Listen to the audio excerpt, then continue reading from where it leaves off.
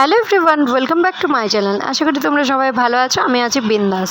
তো আমি জুডিও থেকে নিয়েছিলাম হচ্ছে এই লিপস্টিকটা 149-এ, খুব ভালো কোয়ালিটি, তোমরা চাইলে নিতেই পারো। এটা হচ্ছে রেড ম্যাট একটা লিপস্টিক। আর তারপরে নিয়ে নিয়েছি হচ্ছে একটা লিপ টিন্ট। এটারও দাম ছিল হচ্ছে 99। এটাও ঠোঁটে লাগিয়ে দেখেছি, খুব আরাম পেয়েছি, কোনো প্রবলেম কিন্তু হয়নি।